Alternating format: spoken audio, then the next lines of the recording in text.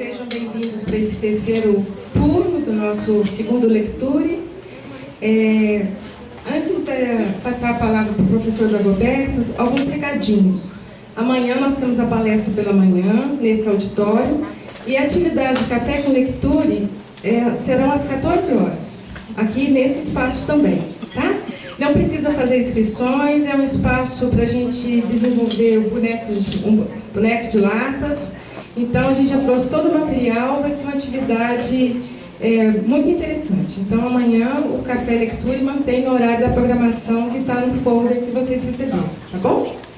Então, vamos lá. A palestra agora das 19h30 é com o professor Dagoberto Bunin Arena, que, em nome da coordenação, nós agradecemos muito, nos sentimos muito honradas pela sua presença, toda a gratidão e todo o respeito que nós temos pelo seu trabalho e pela sua pessoa.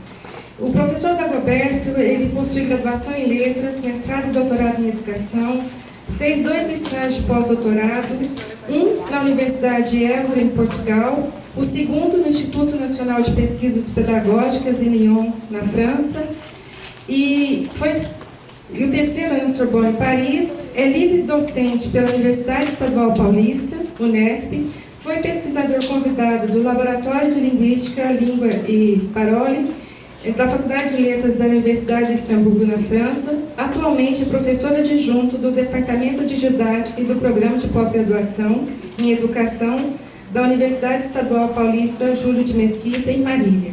Ele pesquisa sobre leitura, alfabetização, leitura e escrita. Tem muitos artigos publicados nessas temáticas em várias revistas e periódicos desse país e fora desse país. Seja muito bem-vindo. Seu tempo é em torno de 1h30, né? E depois a gente abre para as perguntas. Tudo bem?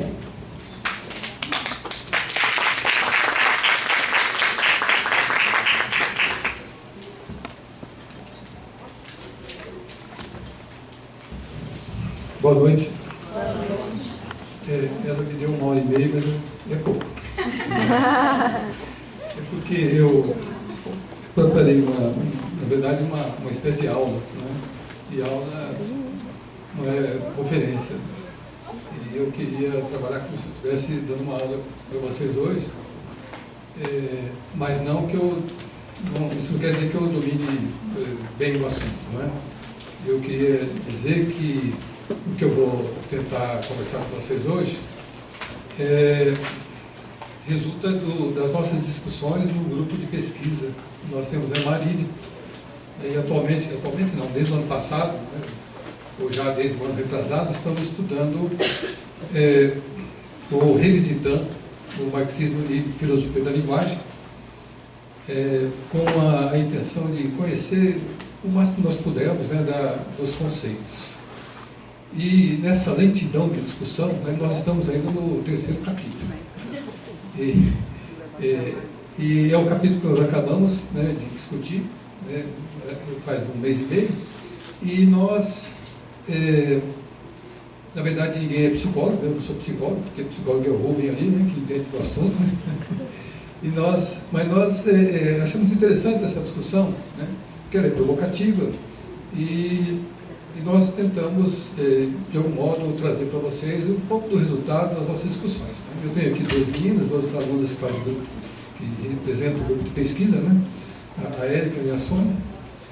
A Érica nos ajuda com o alemão lá, né? E a Sônia nos ajuda com o espanhol e é responsável pelos slides, pelo montar os slides que eu vou apresentar aqui hoje. De tecnologia, né, entendo muito pouco. Então eu vou tentar, né, começar e eu vou tentar ser um pouco disciplinado e acompanhar os slides, né, porque eu nem sempre sou assim disciplinado, né. Então aqui eu vou tentar mostrar um pouquinho, né, por que nós escolhemos, né, o trabalho. Então o que a gente está fazendo lá, né? O grupo de pesquisa, né, aquele é o nome. Em 2013 quando estava na França, eu conhecia a tradução que o Patrick Serriot fez de Marxismo e Filosofia da Linguagem, né, lá na França. E por ele, pela Nina Tchaikovsky, E eu fiquei impressionado com o prefácio que foi publicado no Brasil agora, né, recentemente. Eu fiquei impressionado pelas discussões, pelas notas que ele trazia a respeito dessa obra, principalmente em relação à autoria, como nós sabemos, já foi discutido aqui hoje pela manhã. A partir daquele momento eu percebi que nós não estávamos falando de um autor chamado Bakhtin, mas de um autor chamado Voloshinov. E isso muda e muda muito. Aí, mesmo na França, eu comecei a procurar o mesmo livro em outras línguas. Então nós estamos fazendo um grupo de pesquisa, né, um trabalho de comparação. Então nós lemos em grupo, né, vamos discutindo os capítulos, e eu tomo como referência a tradução francesa do Patrick Serriot. Né, tomo como referência porque me parece que é uma das melhores traduções. E os outros alunos, cada um com o seu, né, conhecimento, né, alguns ficam com a edição brasileira antiga do Marxismo e Filosofia da Linguagem, cuja autoria foi atribuída, né, é atribuída a Bakhtin, e Voloshinov aparece entre parênteses, né, como se fosse um pseudônimo, coisas assim. A própria apresentação, né, indica que talvez fosse um pseudônimo, né, do Bakhtin. E nós temos também a edição alemã, que é uma edição antiga, de 1975, não há outra, e é muito interessante porque alguns termos, alguns conceitos da filosofia alemã usados por Voloshinov, né, estão presentes na tradução alemã. E isso causa um certo estranhamento nas traduções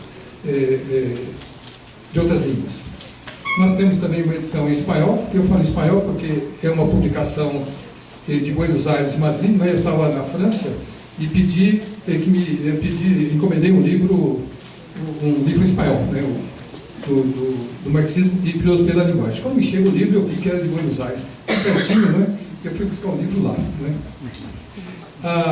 Uma edição em italiano, são duas edições que nós sabemos que tem em italiano, né? E essa daí foi uma organizada pelo Pôncio, né? Que é um especialista em Bakhtin. E também a edição brasileira recente, essa que vocês já viram na banca, né, que saiu no ano passado. Então, quando nós começamos a discussão, não tínhamos na mão a tradução da Sheila Grillo, estávamos esperando, né, ansiosos para poder compará-la com os outros livros. É isso que nós estamos fazendo lá, né, tentando comparar na medida do possível e nos limites do nosso conhecimento de outras línguas. Porque, de certo modo, nós também estamos fazendo uma tradução ali, né? Precário, mas estamos arriscando. E isso é interessante porque amplia a nossa visão, porque quando a gente toma uma obra como referência, nós tomamos como se ela fosse uma verdade, uma tradução perfeita, sem problema algum, não é? E nós citamos aquele autor, né? Na verdade estamos citando o tradutor, né? do autor. E quando lemos as outras obras, percebemos esses deslizes, né, conceituais entre uma língua e outra. E percebemos então que seríamos muito ingênuos se ficarmos apenas numa versão. É preciso ter uma visão crítica também das traduções, do mesmo modo ter uma visão crítica do próprio autor. Né? E para isso a gente tem que recorrer também a outras obras. Não é? Entre elas eu citaria os comentários da tradutora que fez a tradução junto com o Serriot, que se chama Nina Tirkovsky, uma russa, não é? Ela fez a tradução do russo para o francês, junto com o Serriot, e depois ela estudava, né, com o Serriot, e ela elaborou um livro chamado Voloshinov em Contexto, né, em francês, não tem tradução no Brasil. E nesse livro ela tenta mapear quais seriam, né, ou qual seria a biblioteca, que ela chama de biblioteca virtual de Voloshinov. Isto é, quais eram os autores de referência dele, e o que pensavam esses autores, e como é que ele lia esses autores. E, ao mesmo tempo, procurar descobrir, né, nas entrelinhas, pelos conceitos que ele apresenta, quais eram os autores que não são citados, mas que foram referência para ele. Ela vai buscando alguns autores russos, né, ou fora da Rússia, para apontar, né, qual seria essa biblioteca dele.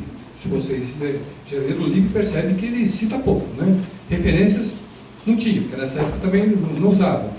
Então, a gente fica sem saber exatamente de onde ele bebeu. E quando vamos lendo com ela, né, vamos percebendo essas fontes. Porque, como nós sabemos, ninguém tira nada, né, do bolso do colete.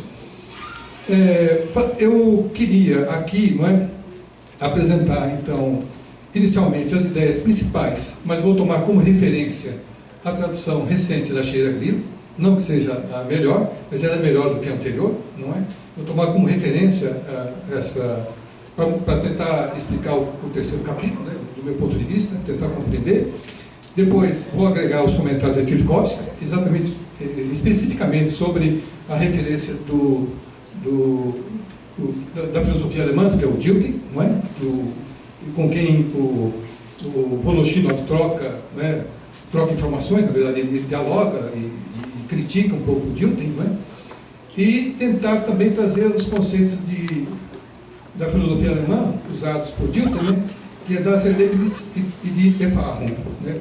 Erlebnis seria vivência para nós, Erfahrung experiência, de modo geral, mas essas palavras em alemão elas são precisas e nas traduções elas dançam para cá e para lá e nos deixam um pouco confusos. Eu confesso que nem sempre sabia a que isso estava se referindo. E depois eu gostaria, depois da exposição, por isso que eu estou falando que vou tomar muito tempo, talvez vocês vão ficar cansados, né? Comparar a tradução brasileira antiga e a recente, para mostrar divergências, né? Mas eu vou fazer isso com alguns trechinhos apenas. Em seguida, e aí que fica um pouco mais difícil e pesado, né? Trazer alguns conceitos, principalmente o de vivência, de experiência, né? Da Serendipnis e de Erfahrung, tentar trazer comparando algumas traduções. Tá? E aí eu tento fechar. Tá bom?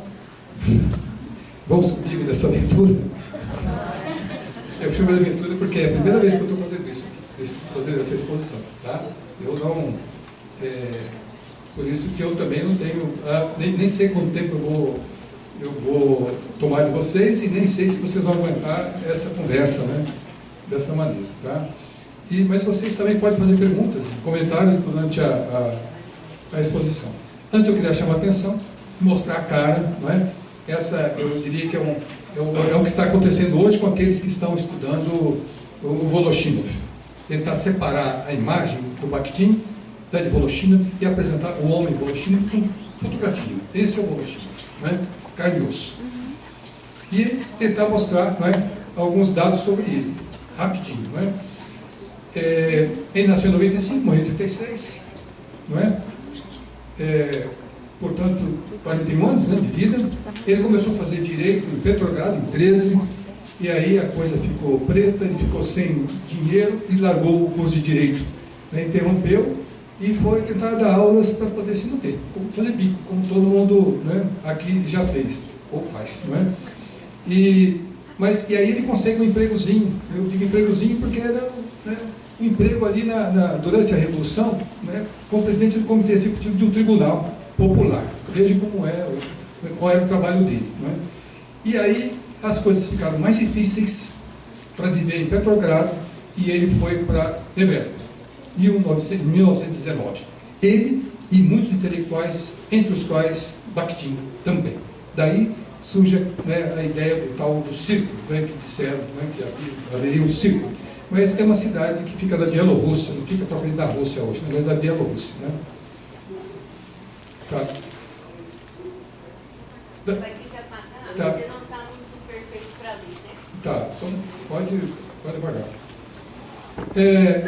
Ele também, lá em Nevel, ele ficou trabalhando com atividades escolares, com literatura, tentando trabalhar com música também.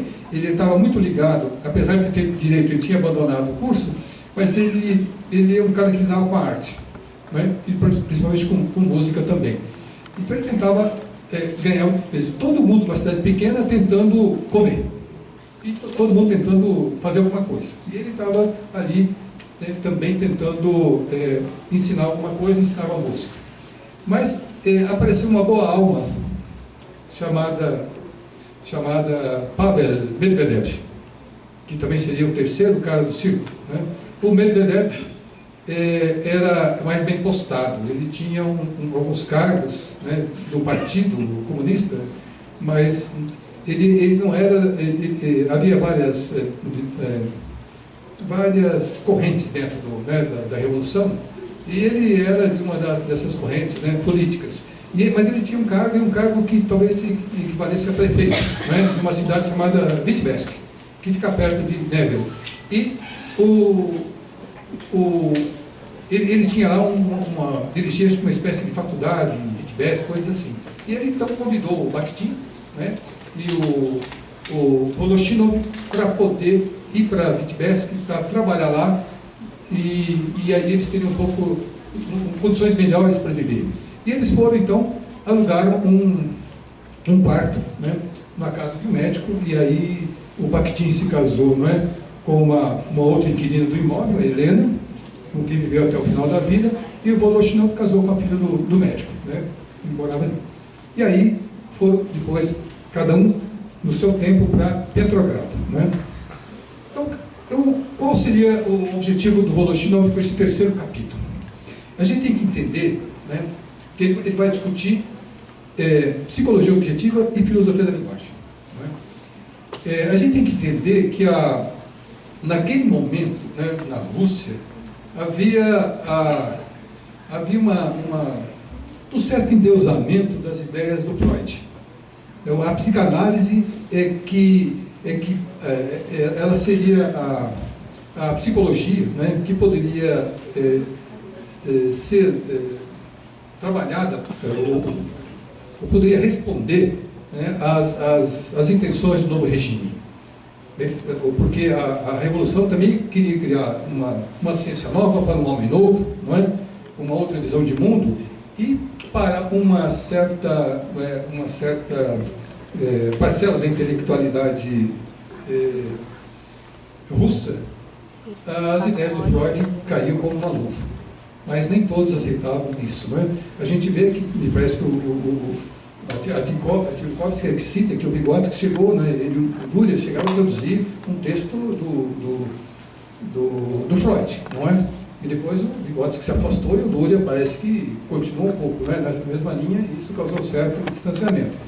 Mas, e nessa mesma época, né, o Voloshinov, que não era, né, porque ele voltou, eu não disse, ele voltou para estudar lá em Petrogrado, na área das ciências humanas. Ele saiu de Vitebsk, voltou e continuou o curso dele, estudou, né, na Faculdade de Ciências Humanas e Ciências Sociais, me parece, e teve como orientador o Jakubinsky. Então ele foi influenciado pela visão de linguagem do Jakubinsky. Né? E em 1925 ele escreveu, o 26, escreveu o Freudismo, que é uma crítica à psicanálise. E logo depois, 5 anos depois, o Stalin determina praticamente o fim da psicanálise na Rússia. O Stalin sempre se manifestava tanto em relação à linguagem quanto às outras áreas do conhecimento, e ele condenou praticamente a psicanálise, e ela deixou de ser discutida na Rússia, e aqueles que trabalhavam com o Freud, né, silenciavam. Mas antes disso, 5 anos antes, o Voloshinov já tinha feito uma crítica. Portanto, ele estava tentando encontrar, não é, um caminho para uma psicologia objetiva, mas aqui nós vamos ver que, na verdade, o objetivo dele, com esse capítulo, não é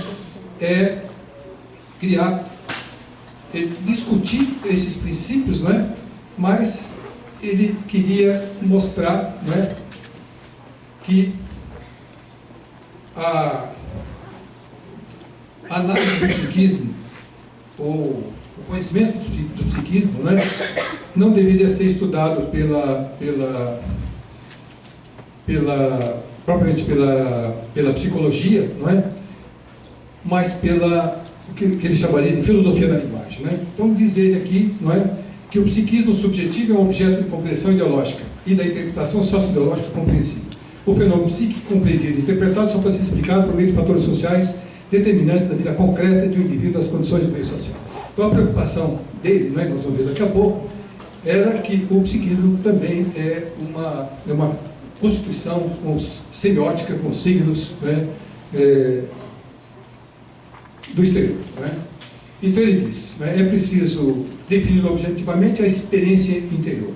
A palavra experiência, né, vai aparecer experiência vivida, né, isso que vai dar trazer discussão em relação àqueles dois termos alemães que eu citei há pouco. Né? Então ele diz, é necessário inserir a experiência interior na unidade da experiência exterior objetiva. E ele diz, não há psiquismo fora do material psíquico.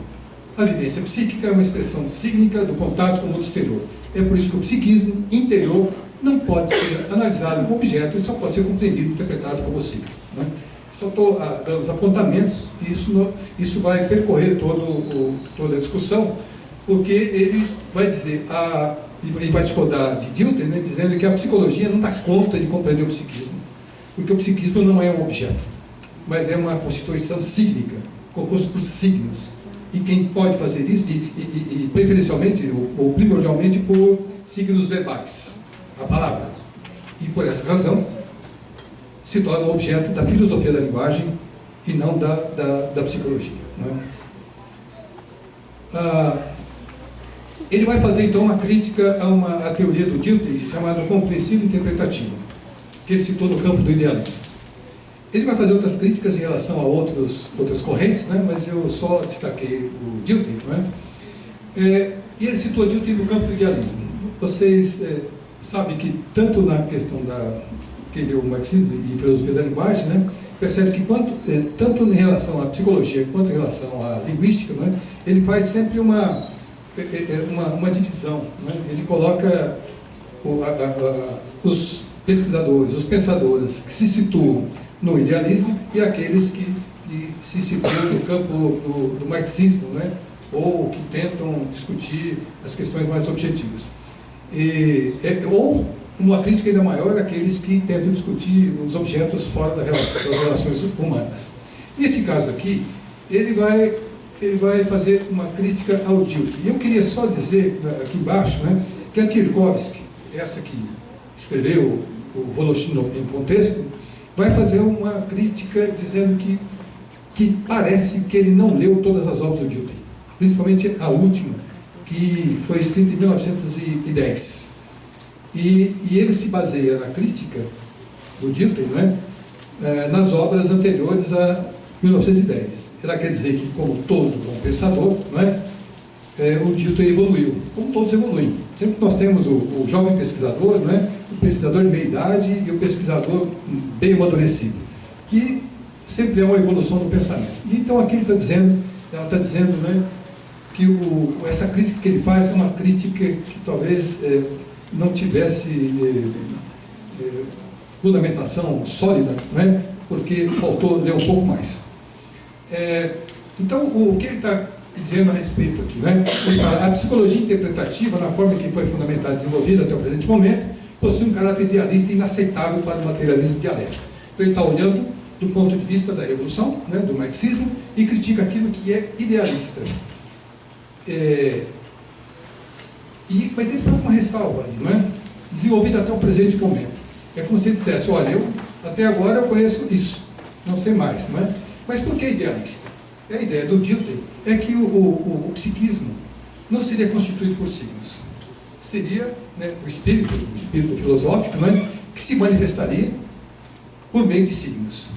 E os signos, então, seriam apenas como expressão do espírito. E o Voloshinov não concebe esse psiquismo, não é, sem signos, sem a constituição de signos. E entre eles o signo verbal, não é, que é o signo que ele elege como primordial. Né? Então ele faz uma primeira contestação, né? Diz assim, então, mais do que isso, o Dilthey não explica o signo com a ajuda do signo ideológico, mas como todo idealista, explica o signo por meio do psiquismo. Então, de acordo com o Dilthey, o signo torna-se signo apenas enquanto uma expressão da vida interior.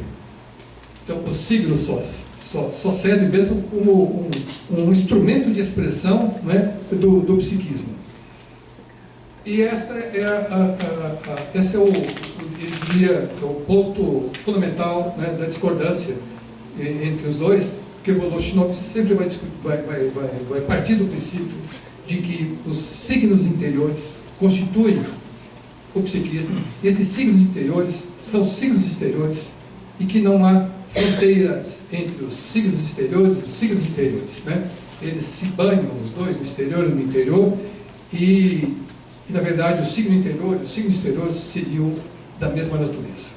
É por isso que ele quer dizer que ele defende que a filosofia da linguagem, né, que é a obra dele, é que tem condições de conhecer o psiquismo, porque vai analisar, vai compreender o psiquismo por meio dos signos exteriores, que na verdade são signos interiores. A segunda contestação é esta que eu disse, né? Ele defende a primazia do método da psicologia, o Dilthey defende a primazia do método da psicologia sobre da ideologia, e para Voloshinov, não. Essa primazia seria da filosofia da linguagem.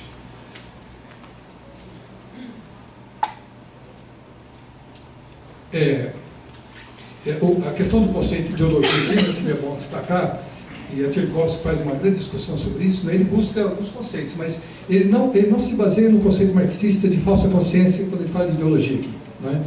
Ele está discutindo ideologia como a criação humana, a criação da cultura humana, as ciências.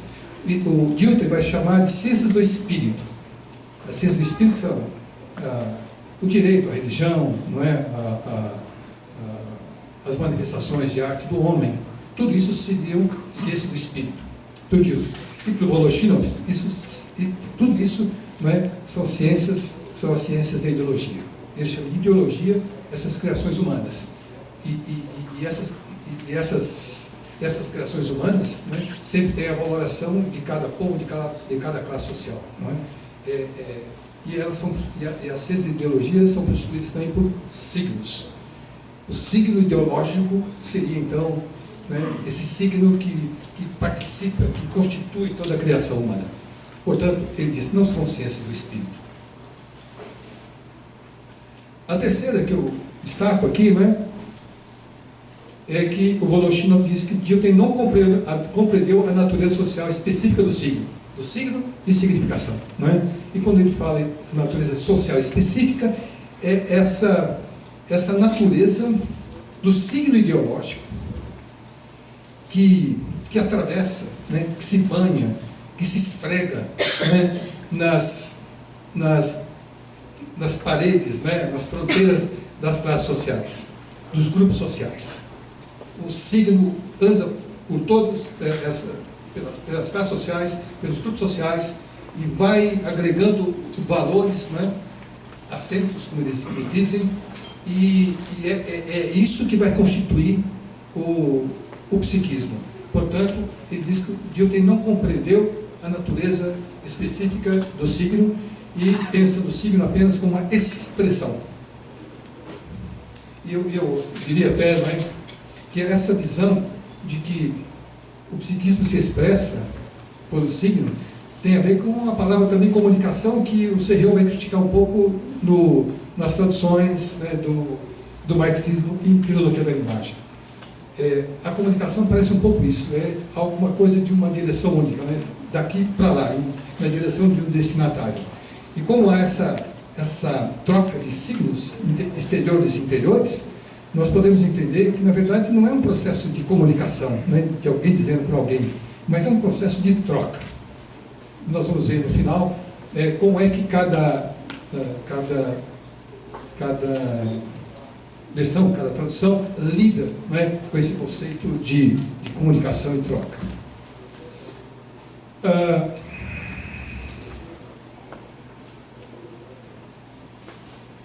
Quais são os argumentos, não é?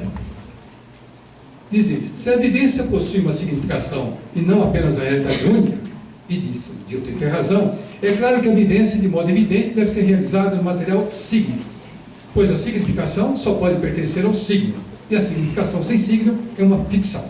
O Dilthey se aproxima um pouco disso, mas vejam ali que ele está usando a palavra evidência, né? Eu queria que vocês sempre pensassem, né, focassem nessas palavras que vão aparecendo, evidência e experiência. Então aqui está usando vivência.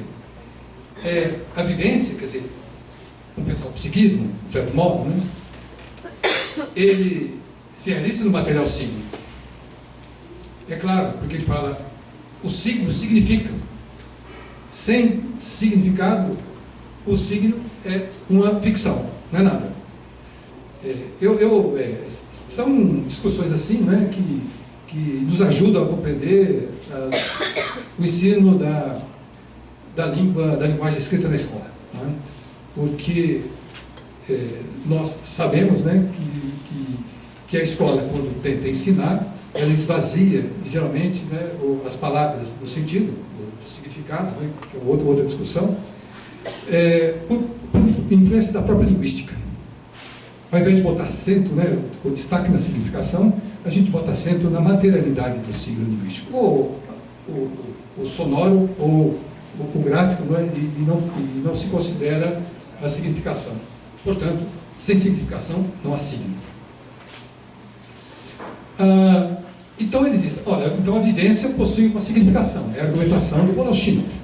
E se ela pode ser compreendida e interpretada, isso deve ser feito no material de um signo autêntico real. E ele diz, a palavra é a base, o esqueleto da vida interior. Veja, ele está trabalhando com signos, não somente com o nosso psiquismo não é constituído apenas por signos verbais, mas ele diz que a palavra é a base. Quando ele diz a palavra, eu quero entender que ele está dizendo signo verbal, oral, escrito, é a base para eu compreender o psiquismo. Quer dizer, é por isso que a linguagem ganha importância nos estudos de Voloshynov, para poder compreender a própria consciência humana. E talvez eu esteja adiantando um pouquinho, né? Mas quando eu leio o Marxismo e Filosofia da Linguagem, né, estava comentando com a Dora, né? Sempre a discussão é sobre linguagem. E em nenhum momento se especifica linguagem escrita, exceto quando ele busca alguns exemplos, e ele busca os exemplos da literatura. E a Tchaikovsky, e nós criticamos isso, né? Por que ele busca exemplos da literatura quando fala da linguagem do cotidiano, da vida, né? Ao invés de, por que ele traz a literatura ao invés de buscar a linguagem do povo, não é? Já que ele lida com a vida cotidiana. E aí a Tchaikovsky diz, não havia instrumentos para gravação, não é? E nem havia essa preocupação de pegar dados como nós temos hoje, buscar os dados, coletar os dados para poder analisar. A referência sempre era a literatura. Então nós estranhamos isso quando lemos, né? Mas é nesse momento que a linguagem escrita aparece. Mas não se discute a natureza, talvez específica, ou uma certa autonomia da linguagem escrita em relação à oralidade, não é? E nem se o signo verbal oral e o signo verbal escrito apresentam diferenças, né, ou nuances que possam impactar o desenvolvimento do psiquismo. Em outras palavras, eu quero dizer, o homem desenvolveu historicamente uma consciência da linguagem oral, portanto uma consciência oral, e agora, mais do que nunca, né, nos nossos tempos, nós estamos lidando com a palavra gráfica, com o texto, com os enunciados, nós estamos desenvolvendo uma consciência, que eu diria, gráfica, uma consciência da linguagem escrita, que difere um pouco do psiquismo da linguagem oral. Então, eles não colocam em discussão isso, né, mas eu acho que deve ser um tema para discussão, não é? Porque talvez isso não era uma razão lá para discutir, né? E o Voloshynov tenta mostrar, não é, o que acontecia na época. Esse que é o problema, que o nosso obstáculo ao ler o Voloshynov. Nós não temos clareza do contexto histórico, não temos um conhecimento da cultura russa, nós não conseguimos entender o modo de pensar russo e o que rolava na época, naquele momento.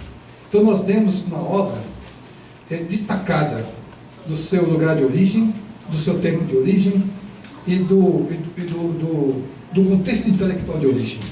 Isso nos dificulta um pouco a compreensão, não é? E aí nós temos que ler, não o russo, temos que ler as traduções. E aí ele tenta mostrar o que acontecia na época, não é? Um antipsicologismo, que é negação de tudo, E aí, quando nega o psiquismo, remete o homem para a ciência da natureza. Me parece que essa visão é uma das piores, né? Porque dá ao homem, atribui ao homem apenas uma dimensão corporal, física, e o homem é estudado como um objeto biológico. Então ele nega um pouco isso, né? E a outra onda é a do psicologismo. E ele diz que, na verdade, é aquela velha saída, né? Nenhum, nem outro. E aí vem a terceira, né, saída, a terceira solução, que seria a filosofia da linguagem para poder estudar o homem, né? Então ele diz, essa chave é a filosofia do signo. Aqui embaixo, né? Ou seja, a filosofia da palavra como sinal ideológico por excelência. O signo ideológico por excelência. O signo ideológico é o território comum, tanto do psiquismo quanto da ideologia. Veja, o que está lá no interior e o que está aqui na criação humana. Um território material, sociológico e significante. É nesse território que deve acontecer a delimitação entre psicologia e ideologia. Mas a pergunta é, onde é que estaria a fronteira entre o psiquismo, subjetivo, individual e ideologia? E a ideologia que é de natureza social, histórica e cultural. E aí o psiquismo subjetivo seria algo apartado disso? Qual seria a fronteira? E é uma discussão que se tem muito, né? Ele responde, do ponto de vista dele, que não há fronteiras, há diferença de grau de precisão do interior para o exterior. O signo interior, que está aqui, não é? É possível ser observado em sua realidade direta quando manifestado. Então, é o signo interior que é observado quando se manifesta no exterior, mas é o mesmo signo. É isso que ele está querendo. E, portanto, não haveria fronteiras entre o subjetivo, né, e as ideologias, porque o subjetivo, o signo que está lá é o signo que esteve fora, e o signo que está fora é o signo que vai estar lá, né, no interior. E aí vem a discussão, né, uma tentativa de explicitação, né? Ele diz assim, o conhecimento dos livros, eu não estou explicando aí, né, daqui a pouco eu vou chegar no dicionário dessas duas palavras, né? O conhecimento dos livros, dos discursos alheios, eu diria, isso aí me parece errado, porque é a experiência que nós temos quando aprendemos as coisas por meio da ideologia, das produções culturais. Nós aprendemos, nós temos uma experiência, não é? Essa experiência alimenta o nosso desenvolvimento e a nossa consciência. Mas e aí ele continua. Então, e o conhecimento na cabeça? Eu falo, bom, o conhecimento então que está fora e o conhecimento que está dentro pertence à mesma esfera da realidade. Mas o que é o conhecimento da cabeça? Eu diria que talvez fosse o que nós podemos chamar de Leibniz, que é a vivência. E eu vou tentar dizer depois, né, mostrar no dicionário, essa diferença. O que é a vivência, que é algo que eu sinto, não é? E a Erfahrung, que é essa experiência de fora. Mas o que eu sinto só pode ganhar existência pelos signos. Não é? Aquilo só se torna nosso se nós pensarmos os signos verbais. Aí nós podemos, vamos dizer, interiormente materializar, não é, essa vivência, esse estado que nós vivemos. Então, é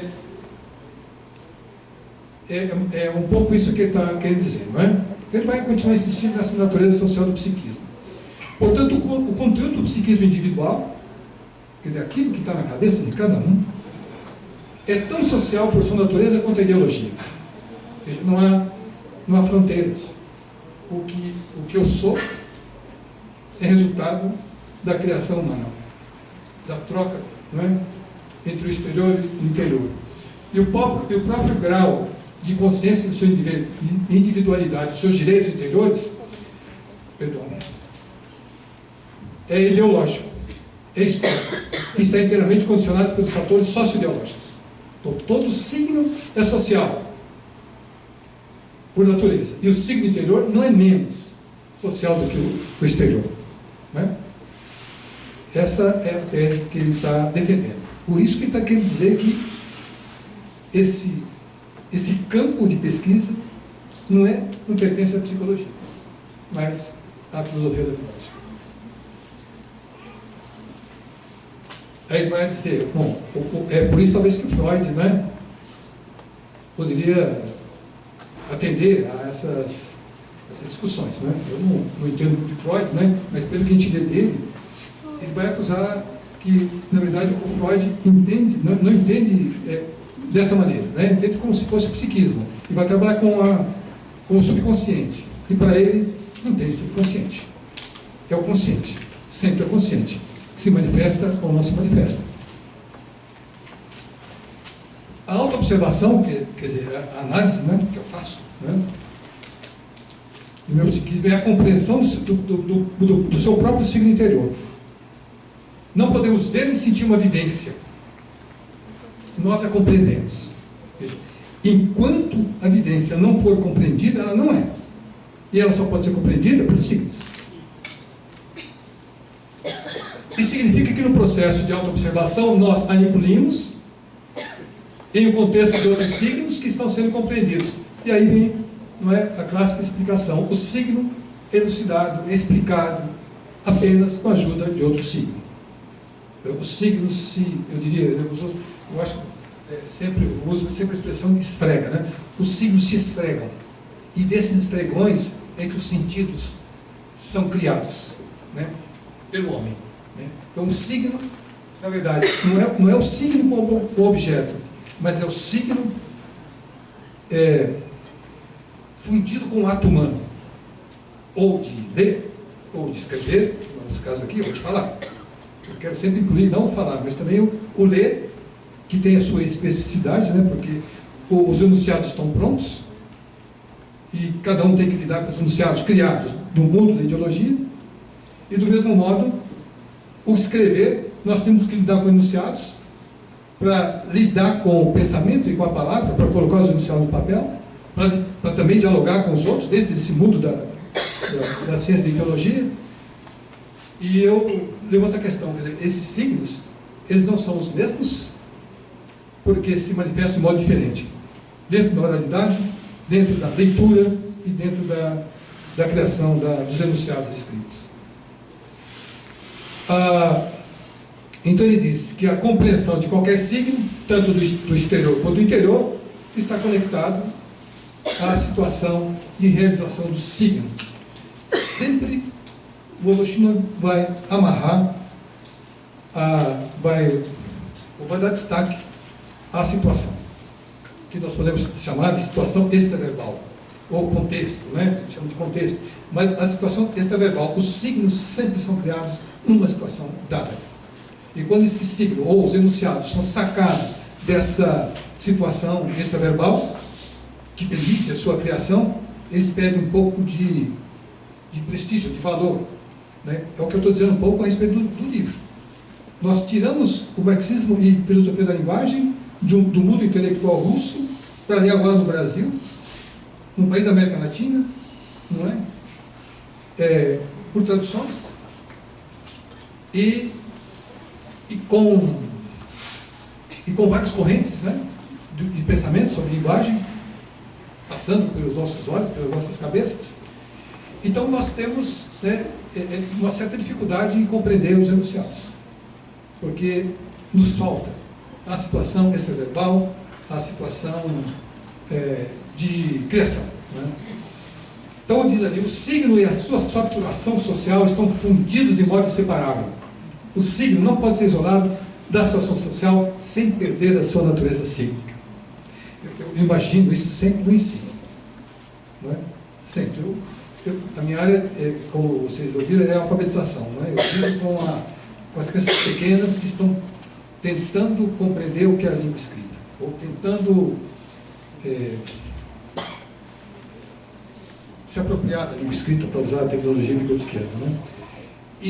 E a gente nunca leva, ou tem dificuldade de levar para as crianças a situação junto com a linguagem. Nós apartamos exatamente porque a escola não é a vida, não é? Mas eles defendem que a palavra da vida é a palavra da literatura. Então, a palavra da vida é a palavra que vai para a escola, não é? A palavra da vida teria que trazer com ela um pouco da situação da vida para a escola. Mas a escola separa, coloca uma fronteira entre a palavra da vida e a palavra que vai para a escola. Bom, e aí ele diz, na filosofia da linguagem, ele está chegando então ao ponto final, né, ao que ele quer. Ele contestou o Dilthey, que era um dos defensores lá na verdade ele contesta, mas se aproxima. A divergência dele é maior com aqueles que tomam a língua como objeto ou o homem como um ser orgânico. Apesar de acusar Dilthey de idealista, né, porque não concebe o psiquismo com signos, mas vamos ver depois que o Dilthey já dizia alguma coisa no final da vida, nessa direção, né, ele vai tentar apontar, né, dentro dessa situação toda, né, a importância da filosofia da linguagem do signo. Então ele apesar de contestar, né, ele namora, eu diria, um pouco as ideias do Dilthey, mas ele faz essa argumentação para chegar ao ponto final. Né? Na maioria das vezes, o signo interior é representado pela palavra, pelo discurso interior. A palavra discurso, aqui, não é? É uma palavra criticada pela Dora, que está aqui, não é? Porque ela diz que, né, e o Serio também fala que em russo a palavra discurso não há. E todas as traduções, né, trazem o discurso. A anterior ainda, a nossa anterior, falava em fala, não é? Mas fala, o que é fala? Porque falava em fala com a visão socialiana, talvez, não é? Então há algumas divergências, mas ainda nós estamos usando o discurso pela essa contaminação toda, por encontrar uma palavra melhor. Não é? O problema do discurso interior, assim como todas as questões analisadas nesse capítulo, apresenta um caráter filosófico. Não é? E aí, então, filosofia da linguagem. Eu só estou lembrando que eu estou com o livro da Sheila Grillo, de 2017, primeira edição, né, saiu em 2017. Diz ele, o discurso interior consiste em certas unidades. Então vamos pensar, o enunciado interior, podia colocar assim, né, consiste em certas unidades que lembram um pouco os parágrafos do discurso monológico, enunciados inteiros. No entanto, acima de tudo, eles lembram as réplicas de um diálogo. Não é por acaso que os pensadores da antiguidade já concebiam o discurso interior como um diálogo interior. Aqui, não é, nós vamos, é uma discussão longa também, que não cabe aqui, né, a respeito de diálogo monólogo, e a visão que tem Yakubinski, que se baseia também no outro, né, no Sherba, não é, dos linguistas russos, e como Yakubinski influencia Voloshilov, ele toma as ideias do Yakubinski a respeito do diálogo, como se fosse o mais natural do homem, não é? Mas ao mesmo tempo ele parece que amplia um pouco, né? E vai trabalhar, o Vygotsky também vai trabalhar com a questão do monólogo do diálogo, né? Colocar, né, o monólogo como uma instância, né, dentro do processo de manifestação exterior, né? Ele coloca a escrita, talvez como uma monologia, né? Mas aqui me parece que ele está trazendo um pouco a questão do diálogo, ampliando a questão do diálogo que estava presente em Yakubinski, não é? Como o Yakubinski fala, e o Vygotsky também fala, eles falam, quando eu falo Vygotsky, ele bebeu Yakubinski, né? Fala sobre o rascunho, né? O rascunho mental, né? Você se lembra dessa discussão, né? Que nós fazemos rascunho mental, para falar, como eu estou fazendo aqui agora, né? Rapidamente, e fazemos rascunho mental para poder escrever também, não é? Nós fazemos rascunhos mentais. E esse rascunho mental, que é uma linguagem interior, também é constituído por signos. E se constitui como um diálogo. Nós estamos dialogando com o outro, não é? Com o qual nós vamos nos encontrar pelas palavras. Mas é uma discussão mais longe. Pois o interessante é isso. Eu chamaria, quem disse esse é o Faraco, a teoria do elo, né? É o monismo marxista. Voloshilov não separa nada. É a visão marxista. Tudo está ligado.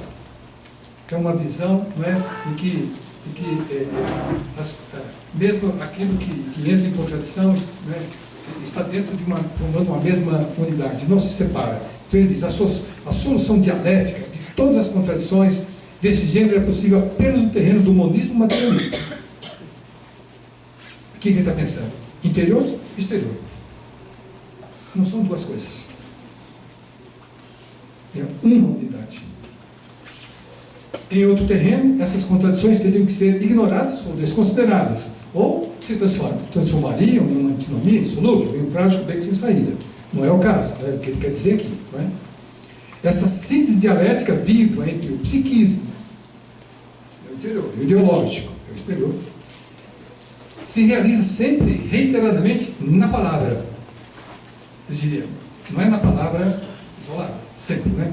É a palavra no enunciado, ou é o enunciado. Se nós pegarmos a palavra como uma unidade, não é? E por mais insignificante que seja, em cada ato discursivo, ou cada ato de fala, ou ato de conversação, ou ato de diálogo, a vivência subjetiva, a palavra vivência aparece, ligada àquilo que é interior, é eliminada no fato objetivo da palavra enunciado dita. Quer dizer, aquilo que está, o enunciado que está no psiquismo, é como se ele se anulasse ou se transformasse no outro enunciado que se exterioriza. Já a palavra dita, por sua vez, é subjetivada no ato de compreensão responsiva. Isto é, a palavra emitida por alguém, não é? Por esse, o ciclo interior, que se manifesta interiormente, ele se encontra com o outro. E ao se encontrar com o outro tem uma atitude responsiva. Essa palavra responsiva também ela pode ser discutida muito por Bakhtin depois, não é? Para gerar mais cedo ou mais tarde uma réplica responsiva. E gerando essa réplica responsiva, dizer lá, não é? Ela é subjetivada no ato de compreensão. Quer dizer, vai para o interior. Num processo constante, não é? De ir e vir. Banha-se aqui, banha-se lá, volta para cá. Mas sempre numa unidade. Não com situações dicotômicas, não é? Como já sabemos, toda palavra é um pequeno palco. Aqui, nós vamos ver no final esse trechinho aqui. Eu não gostei dele. Porque a Sheila Grilo trocou arena. Você se lembra? Tudo é arena, né? Arena é, não é que seja o norte, não, mas arena é em que as ênfases sociais multidimensionais se confrontam em debate. Nós vamos ver depois nas outras traduções, né?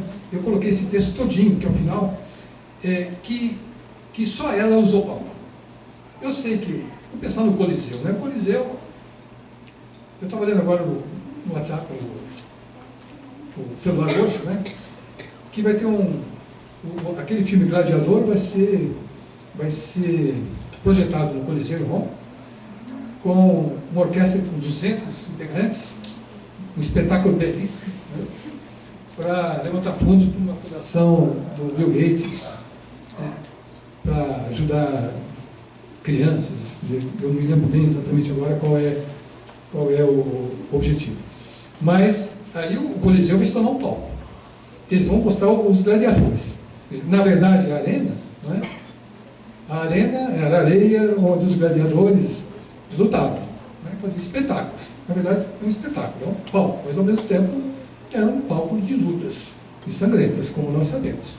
Então, trazer como palco aqui, mas que tira um pouco do sentido do que vem depois. ênfases sociais se confrontam e entram em embate, na verdade, as forças sociais em luta, sabe, em debate, elas estão brigando nessa arena. Então, o palco aqui parece que não ficou bom, né? Achei que não. Então, uma palavra dos lábios de um único indivíduo é um produto da interação viva das forças sociais. Continuando, né, o que está dizendo ele. Aqui que eu digo, uma palavra dos lábios de um único indivíduo, eu diria, uma palavra na cabeça de um único indivíduo, quando ele lê, é um produto de interação viva das forças sociais. Uma palavra nos dedos de alguém que escreve no computador, né? Não com lápis, mas com os 10 dedos do computador, de um único indivíduo, é um produto da interação viva das forças sociais. É assim que o psiquismo e a ideologia se interpenetram dialeticamente no processo único, a ideia do monismo, e o objetivo da comunicação social. Aí a palavra comunicação tem alguns problemas, né? O pessoal acha que talvez não seja a comunicação social, seja uma troca social, porque a comunicação tem essa ideia da expressão, de uma direção única e não de troca. Então, é essa visão, né, que eu queria passar para vocês do terceiro capítulo, né, do Voloshino, que discute o psiquismo, né, a psicologia objetiva e a filosofia da linguagem, para dar dimensão, né, de como a linguagem é fundamental, né, para eles, para ele também, né, e como a linguagem nós ensinamos na escola é fundamental para o desenvolvimento das crianças. Mas eu diria não a linguagem oral apenas, né, mas a linguagem escrita em todas as suas dimensões. O que é que muda na cabeça de alguém que lê esse signo pleno e que escreve esse signo pleno? Quando eu falo signo pleno, estou dizendo os enunciados. Sabe lidar com os enunciados, sabe lidar com o pensamento e com a linguagem. Tudo bem? Estão aguentando aí? Eu tenho que olhar para vocês e olhar para os organizadores. Porque o organizador fica olhando, né? O cara está falando demais, mas vai passar o tempo dele. Eu acho que estou falando há 55 minutos, 50 minutos. Falta mais 90. Bom, agora eu vou mostrar, como eu disse para vocês, comparar as duas traduções, né? Eu quero mostrar aqui, não comparar não, eu vou trazer, mentira, eu vou trazer, está em francês, eu vou passar meio rápido, né? É o livro da Tchaikovsky, que eu citei para vocês, né? Voloshino em contexto, é um ensaio epistemológico, né? Histórico, de psicologia histórica, ela busca fontes, né? Do Voloshino, e eu vou trazer alguns trechinhos do Dilthey, mas eu queria trazer principalmente o final, para mostrar a evolução do pensamento dele, né? Acompanhando o próprio raciocínio dele, tá? Eu vou fazer rapidinho, né? Então, ela vai falar da ideia, eu vou passar assim rapidinho, né? Que a ideia de onde ele parte, né? Ele consiste em distinguir as ciências naturais das ciências do espírito, né? Entre as quais a história, a economia, a política, as ciências jurídicas, a ciência da religião, né? A literatura, a poesia, as artes plásticas, a música, a visão filosófica do mundo, os sistemas, enfim, e a psicologia também. Então ele está separando ciências naturais e ciências do espírito, que são todas essas daqui, né? É a visão idealista dele, do espírito, né? Está aqui, e separa das ciências naturais. Então o Voloshino discute isso aqui com ele, e vai dizer que ele considera como ciência da ideologia. Os dois certamente desconsideram qualquer coisa nessa área, né? Ciências naturais. Então todas as ciências, né? Aqui, todas essas ciências, para o Voloshino, são ciências da ideologia. E se refere ao gênero humano, né?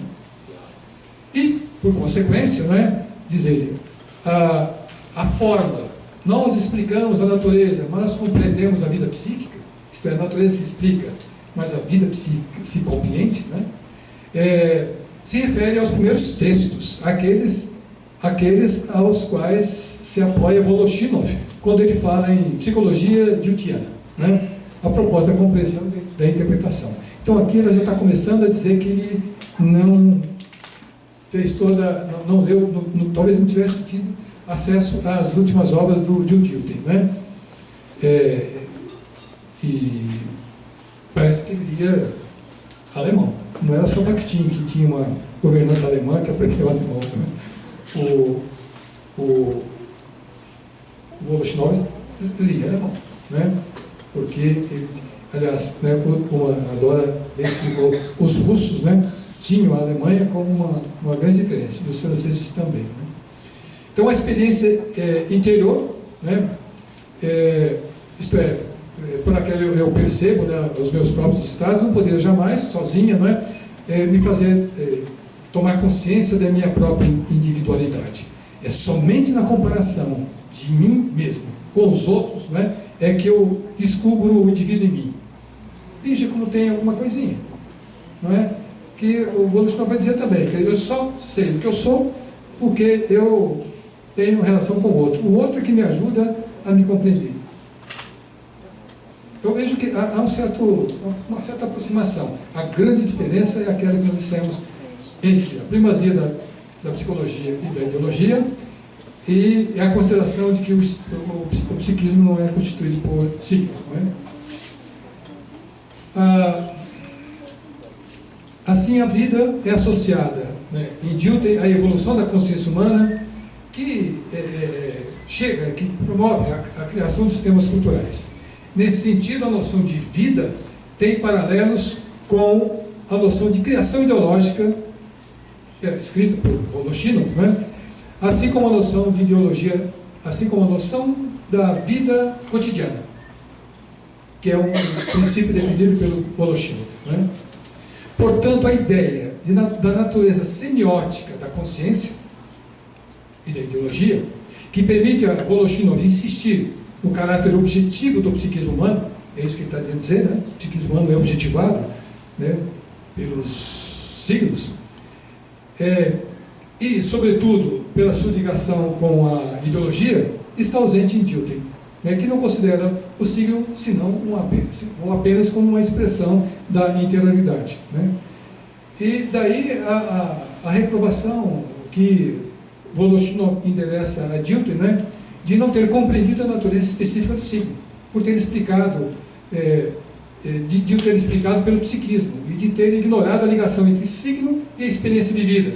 Veja aqui, ó, experiência de vida seria aquele Leibniz, que aqui nós podemos traduzir por vivência, né, como foi feita pela Sheila Green. Quando a experiência de vida não exteriorizada. A psicologia, então, aparece como uma ciência fundamental sobre a qual repousam nas diversas ciências do espírito, da Dilthey, né? E pela descrição, análise e comparação, ela permite o acesso ao mundo humano histórico, né? E funda o conhecimento.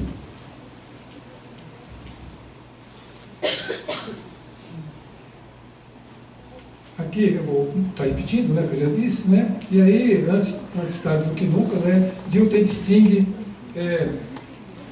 e designa, né, por vida a percepção interna dos estados psíquicos, como conjunto coerente, evidente, claro e distinto, cuja autenticidade, diferentemente do mundo psíquico estudado pela ciência da natureza, não pode ser colocado em dúvida. É um conjunto coerente, evidente, né? Claro e distinto, que é a percepção dos estados psíquicos. Daí a importância que é dada ao conceito de experiência de vida. Aí aparece no próprio, eu não sei se parece no Voloshinov, né? Acho que não aqui, eu estou citando outras pessoas, né? Experiência de vida seria Leibniz, que seria vivência, que Dilthey distingue da noção de experiência, que é claro, com a percepção da realidade exterior. É diferente de viver, não uma experiência. A experiência de vida, portanto, a vivência, Leibniz, individual, constitui a base sobre a qual os homens se compreendem e apreendem os produtos de suas atividades. Seria, eu acho que Leibniz, me parece, né, tem a ver com o psiquismo. Vou continuar mais um pouquinho.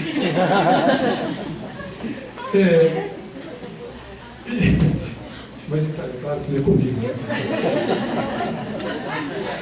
Não quero que seja, né? Em suma, é por esse processo de compreensão que a vida é esclarecida, né? Nela mesma, né? Nas suas profundezas. E de outra parte, nós compreendemos nós mesmos, nós compreendemos os outros seres, né? Somente na medida em que nós nos transferimos. Essa ideia de nos transferimos, né? Transferimos o conteúdo da nossa vida, né? Em todas as suas formas de expressão de uma vida. E que ela seja ela nossa ou estranha a nós. Então nós temos essa palavra transferida aqui, não é? O Serriot fala, quando ele fala em comunicação, ele acha que a melhor tradução seria uma palavra alemã chamada Verkehr. Verkehr quer dizer trânsito. O trânsito é uma dança de carros, né, de vão e vem, não é? E ele diz que então, ele fala que na verdade é um pouco isso a nossa vida e as relações humanas. É como se fosse um trânsito. Não dá para falar em comunicação, que seria uma única via, todos os carros da mesma direção. Então a palavra melhor seria a palavra alemã Verkehr, que não quer dizer, é trânsito, mas não quer dizer trânsito, quer dizer é o movimento no trânsito. Né? É interessante isso. Eu vou passar esse aqui que seria a mudança já em Dilthey, não é? Que ele traz a noção de comunidade. Só para apontar, não é, um pouquinho aqui, né? Então ele diz assim, enfim, Dilthey coloca em relação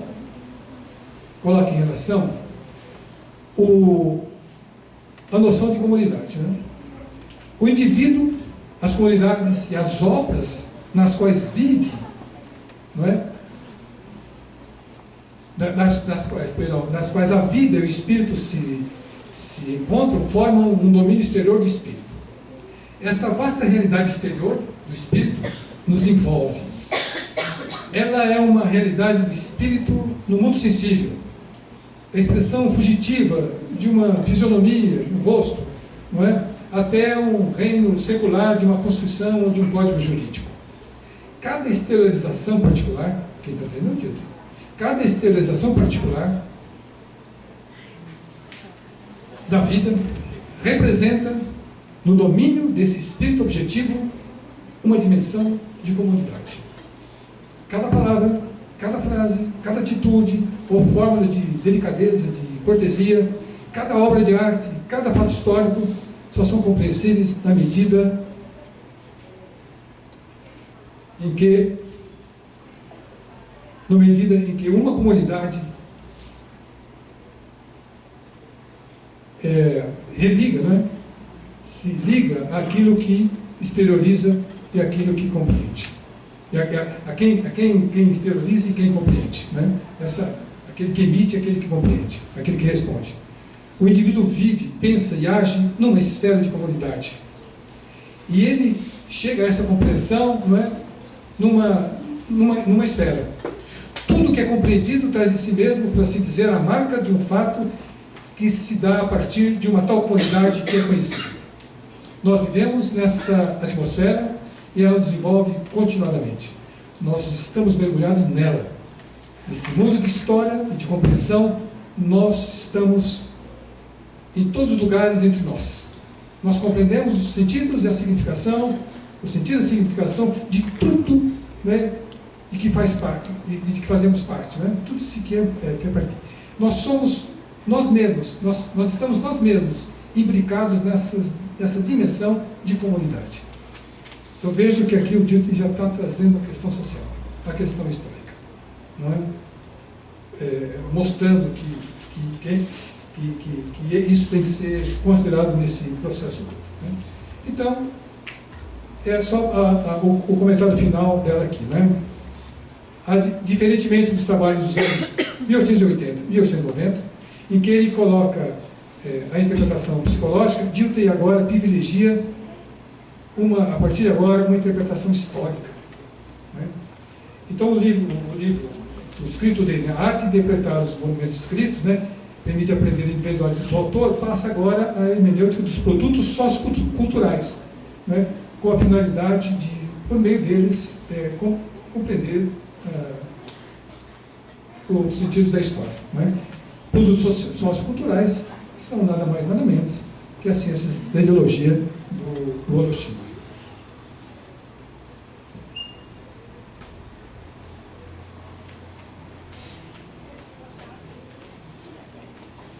No dicionário do Alba Banho, filosofia, né, ele traz vivência assim, né, como uma tradução de Deleuze. Experiência viva ou vivida. A vivência designa toda atitude e expressão da consciência. Dilthey utilizou bastante essa noção, assumindo-a como um instrumento fundamental da compreensão histórica em geral, da compreensão inter-humana. Caracterizou do seguinte modo, em Dilthey, né? A vivência, antes de mais nada, a unidade estrutural entre formas de atitude e conteúdos. Minha atitude de observação, juntamente com a sua relação com o objeto, é uma vivência. Assim como o meu sentimento de alguma coisa, o meu querer alguma coisa, né? E a vivência é sempre consciente de si mesma. Essa visão que ele dá para Leibniz, que é o conceito utilizado pelo Voloshinov, né? Quando cita Dilthey. E aí eu queria mostrar aqui, no alemão, o que é o Erfahrung, né? Erfahrung é chegar, saber, sofrer. O adjetivo é versado, esperto, experimentado. E Erfahrung, está aqui, é a experiência, né? Ou aprender por experiência, vir da experiência, né? Quer dizer, é algo que, experiência de coisas, né? Leituras e a relação com os produtos da ideologia, né? E Erleben, está aqui, é viver, presenciar, é o verbo, né? Assistir, aí aparece o Erfahrung, experimentar também ali, né? E no Brasil, olha aqui, esse é um dicionário alemão-português para o Brasil, né? Ele traz que no Brasil, Erleben é vivenciar. E Erlebnis, aí vem outras, né, nuances. Agora, Erlebnis quer dizer uma aventura, uma experiência, mas traz aqui emoção. Emoção causada, alguma coisa causada por vivência.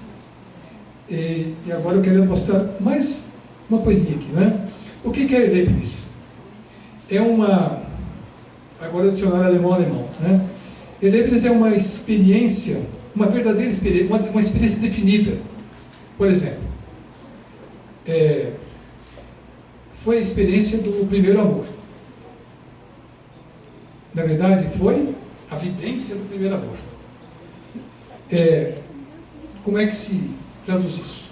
Como é que é isso? É diferente do Erfahrung, que é de aprendizagem. É uma vivência, um sentimento, uma emoção, mas que só se constitui quando se encontrar consigo. E aí, continua ainda explicando, só que usa o Erfahrung para explicar.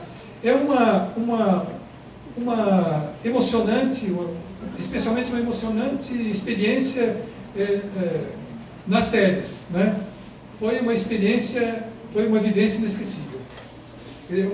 Uma vivência de vida nas férias seria uma Erlebnis, que a gente, né, sente e que só se constitui mesmo com as coisas. E o comentário, né, que a tradutora nossa aqui, a Sheila Gris, faz, por que ela usou o termo vivência? Então ela explica que em russo, tem aquela palavra lá, né, que eu vou pronunciar do jeito que está escrito, né, que não tem nem o russo aqui, né, Perejivani, né, é uma tradução da palavra alemã Erlebnis, que pode significar vivência ou experiência. Pode, mas não, experiência fica meio fora, né? A tradução brasileira do francês, aquela velha, usou atividade psíquica. Isso causa, está mais distante ainda, né? Não sei. A americana usou o substantivo psychic experience, né? A espanhola, vivência psíquica, subjetiva. E optamos por vivência, porque a raiz da palavra russa, que significa vida e viver em russo. Né? Vejam que eles não se entendem muito. E nós, que estamos aqui tentando compreender, né, essa briga de gente grande. Então, eu estou lembrando que eu disse no começo, né?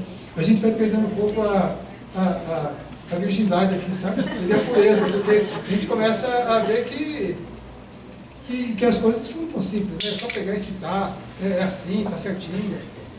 Tem coisas aí rolando. Eu tentei, com o risco de colocar sempre as coisas em gráficos, né, ou figuras, colocar um pouco isso aqui, né, para tentar entender.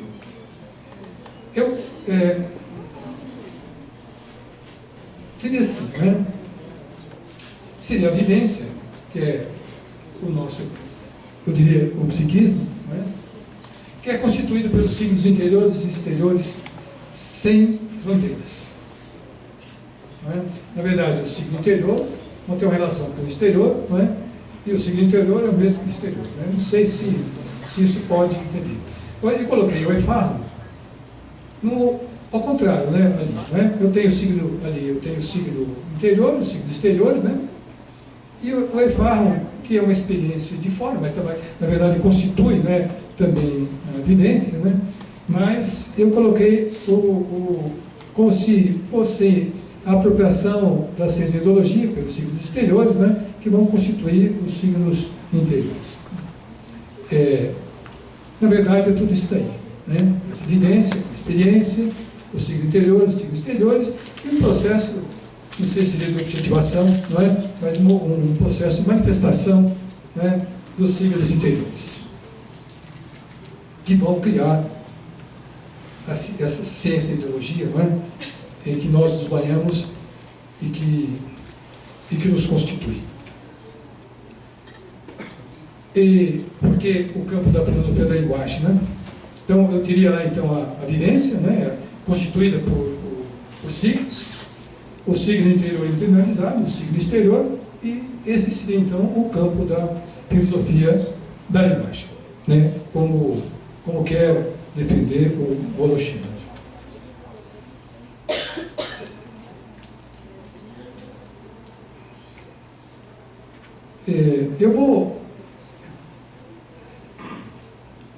Eu vou saltar esse aqui, tá? Porque vai ficar muito tarde, né? São 15 para as 9. Essa aqui é a comparação que eu faço entre a primeira edição nossa, que é o Marxismo e Filosofia da Linguagem, atribuído a Bakhtin, entre parênteses, Voloshinov. Essa edição minha aqui, de 88, é a quarta edição. Ela deve ter sido, a primeira deve ter sido publicada no finalzinho, que foi em 77 na França, e acho que talvez 2, 3, 4 anos já foi publicado no Brasil. E esta outra aqui, né, é a nova, Valentin Voloshinov, a tradução da Sheila Grilo está aqui, e da Ekaterina Volkova, uma russa, né? Mas aqui vocês percebem que tem um parênteses. O parênteses que estava aqui, com o nome Voloshinov, ele veio para cá. Mas ao invés de Voloshinov, colocou não Bakhtin, mas Circo de Bakhtin. Esse livro demorou para sair, e em 2016 eu fiz uma comunicação num evento de letras, né, lá em BH, quando eu comecei a exposição, terminei a exposição, uma senhora se levantou no cantinho, né, de cabelos compridos, e falou assim: eu sou a Sheila Grilo. Eu tinha feito a comunicação, né, para discutir, para falar como é que eram as traduções, mas o livro dela não tinha saído ainda. Então eu tinha anunciado, eu estava acompanhando algumas traduções e dizendo, né, para o público que a gente estava esperando esse livro aparecer.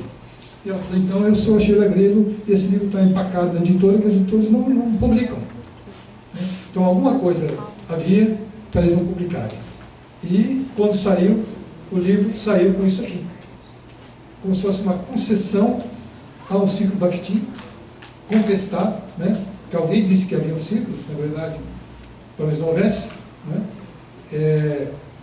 O Bakhtin, quando eles voltaram para Petrogrado, o Bakhtin estava metido em outras atividades, né, que não eram propriamente a discussão de círculo nenhum. Eles se viram juntos lá em Nevel e Vitebsk.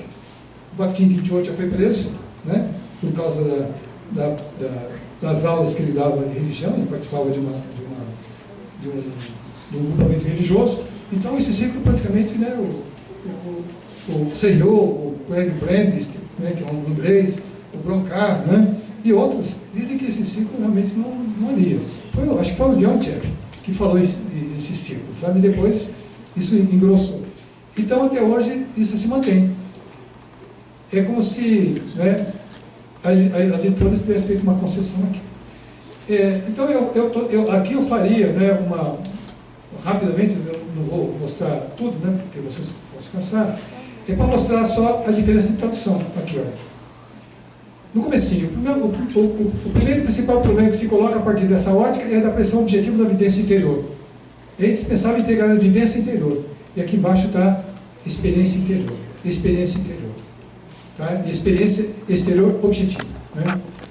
E o resto aqui não muda muito. A questão aqui é semiótica, né, que eu usei lá também, e aqui é material cívico.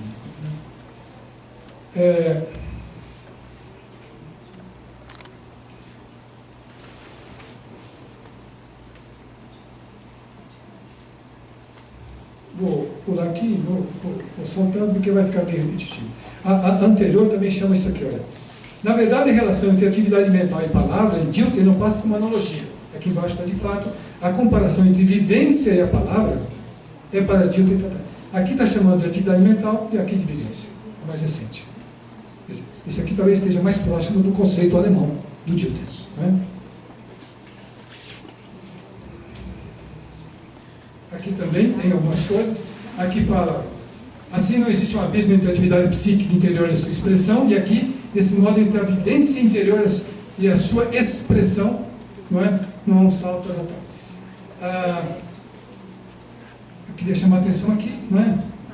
É verdade que às vezes no processo de expressão externa, realiza a passagem de um material sígnico, por exemplo, da expressão facial para outro, por exemplo, a verbal.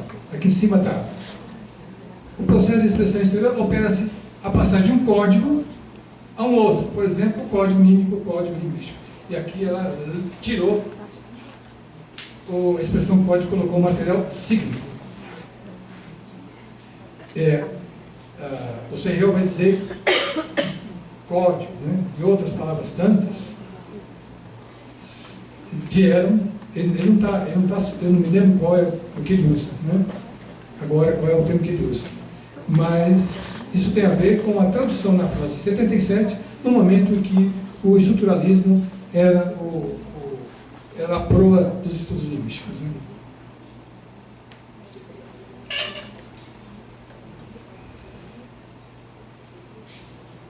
Vou passar, não vou ficar muito aqui não, né?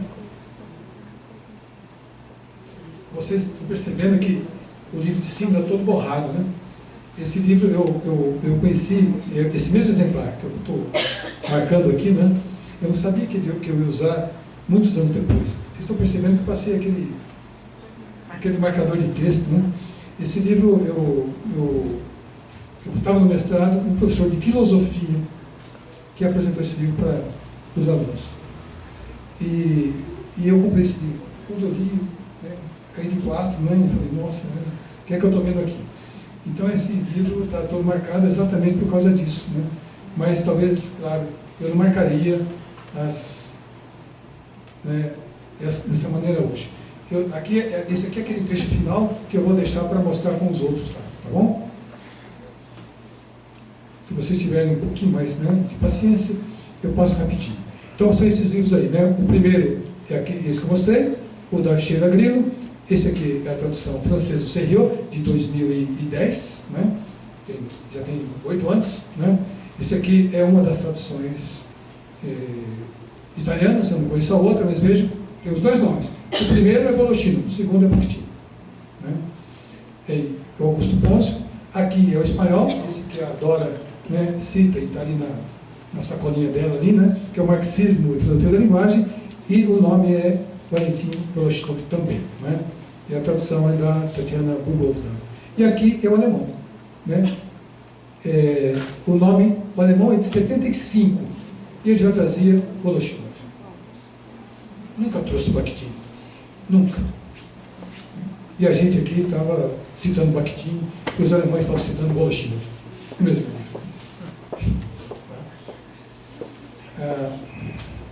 E os italianos aqui, não é? Nessa confusão, né?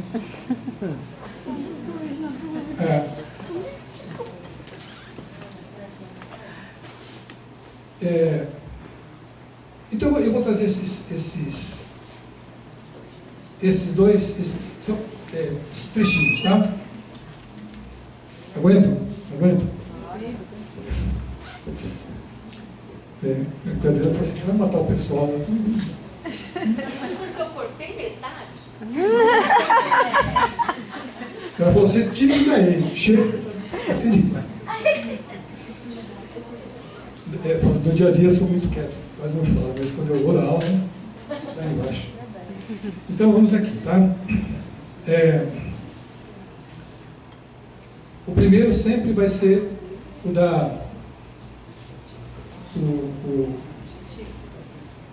o anterior, né? O primeiro, né? O primeiro e principal problema que se coloca a partir dessa ótica é a da pressão objetiva da vivência interior. Agora não vamos discutir mais, né? Só quero mostrar, só comparar, né? Não vou discutir mais o que está sendo dito aí, não. Eles pensavam em integrar a vivência interior na unidade relatável. Agora veja aqui embaixo, a Sheila Green está traduzindo como experiência interior, e é necessário ser experiência interior. Vamos para o francês, do Serriot, né? Ele vai falar experiência interior, também experiência objetiva exterior. Não é? Vamos mais para lá. O alemão vai falar, olha lá, o principal princípio, a principal tarefa, né, que nós temos que estudar, não é? A definição objetiva da experiência interna. Só que usou as palavras experiência mesmo, e não vivência. Não foi a Leibniz dessa vez, está vendo?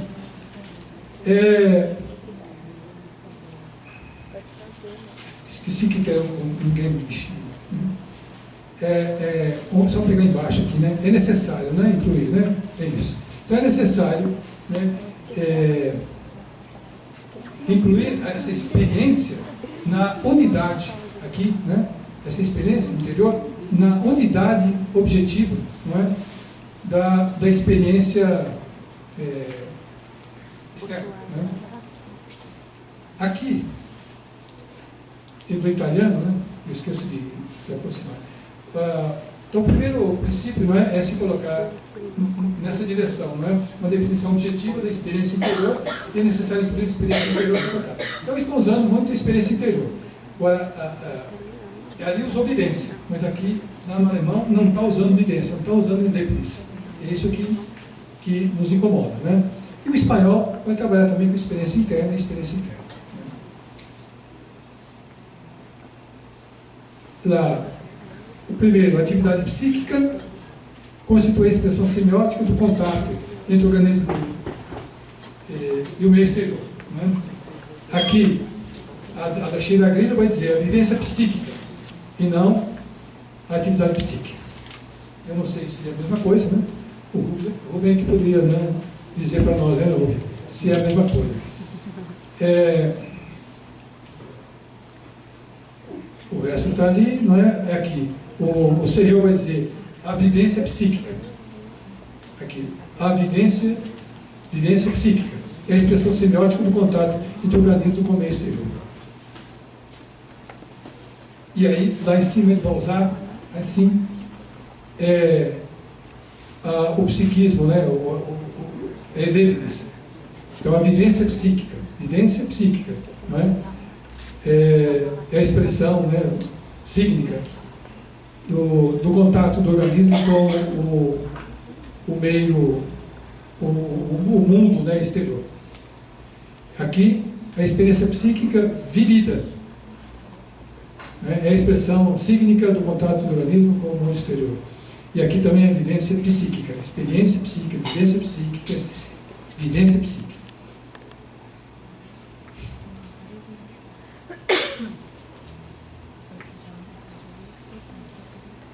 Penúltimo slide. Né? É a atividade psíquica, significação, vivência e significação. Né? A gente vai só voltar nesse mesmo tema. Né? Atividade psíquica, na primeira edição brasileira. Né? Significação, atividade mental. Está grifado ali só para dar uma olhadinha embaixo, né? Nessas palavras marcadas. Na evidência. Vamos lá. Atividade psíquica, vivência subjetiva e psíquica. Mas significava, aqui virou verbo. Não apenas existia como objeto, mas significava. Aqui está como um substantivo, significação. E aí vai, né? Aqui volta a trabalhar com significação, né, diferentemente lá. Aqui também é verbo, no francês, significa. Né? A vivência significa. Depois volta a trabalhar com significação. E quando ele fala aqui que... vamos passar aqui. Né? No alemão também, ele volta lá a falar para ele, para Dilthey, né? Existe a vivência psíquica. Né? como algo, como existência, como objeto, né? Existência do objeto, né? Menos como aquilo que significa. Também está usando o verbo aqui. Aí vem significação. Bedeutung, significação. Né? E vamos discutir isso daí. Aqui também, no italiano, né? Está aqui. Né? E aí vem significado e não significação. Né? E significado, para nós tem significado e significação. E o espanhol também está trabalhando com a evidência psíquica, significa. Né? Ele tem significação, e significação, e significação. Por fim, isso aqui é o último. Tá? É o último não. Seria quase o último, mas eu queria mostrar uma diferença, né? Na palavra atividade mental, enunciação, codificação e arena. Né? É o último, sim. É o último. Então, como é o último, eu vou ler todinho. Tá? Esse aqui é a edição antiga. Então, em todo ato de fala, guarde isso aqui também, ato de fala, que nós vamos ver lá no alemão. A atividade mental subjetiva se dissolve no fato subjetivo da enunciação realizada. Lembra que nós discutimos isso lá atrás, né? Enquanto que a palavra enunciada se subjetiva no ato de descodificação. Lá nós vamos ver que é compreensão, que está trabalhando com descodificação. Né? Que deve ser adotado e provocar uma codificação em forma de réplica. Sabemos que cada palavra se apresenta como uma arena, aqui, em miniatura, onde se intercruzam e lutam os valores sociais de orientação contraditória. Então, os valores sociais estão em luta. A palavra revela-se no momento de sua expressão, como produto da interação viva das forças sociais.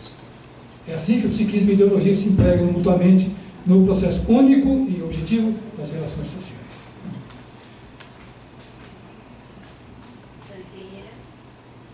É o primeiro, a edição brasileira. Agora, a segunda edição brasileira, a de 2017. Né? Em cada ato discursivo, já estava em cada ato de fala. Então, usando fala, que é talvez usando a terminologia socialiana. Né? Em cada ato discursivo, a vivência subjetiva é eliminada. No fato, eliminada. Lá estava dissolvida. Aqui está eliminada, como se acabasse. Lá dissolvida tem a ideia de se integrar em outra coisa. Né? No fato objetivo da palavra enunciado dita. Em cima está da enunciação. Esse é o grande problema da tradução.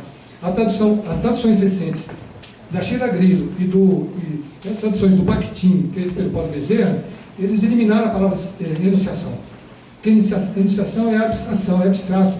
E como eles trabalham com o enunciado objetivo e concreto, não é? Na verdade é o enunciado que se manifesta, e não a enunciação. Então a enunciação não pode ser objeto de estudos, tem que ser um enunciado.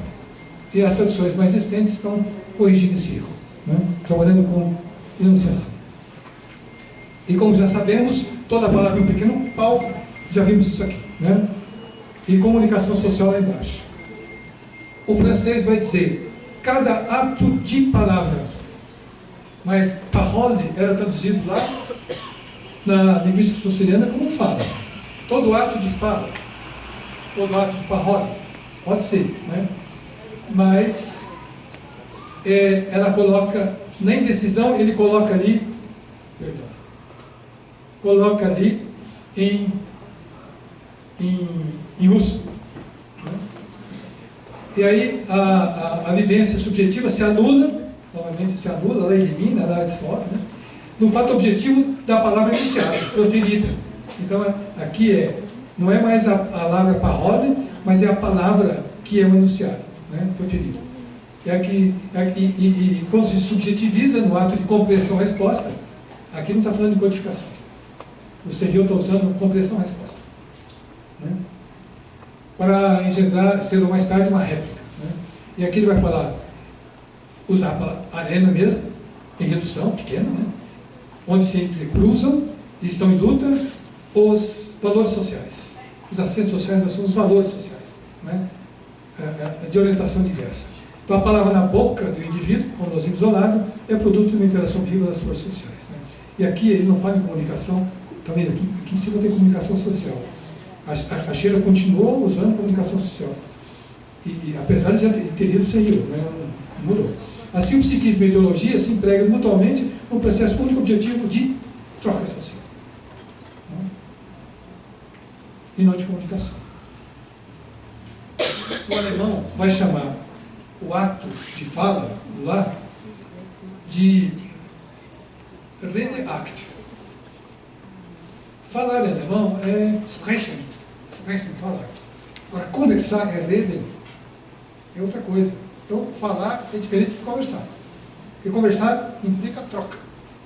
Então, eles colocou o substantivo. Um ato de conversação. Né? Ou ato de conversa. Né? Em cada ato de conversação, né?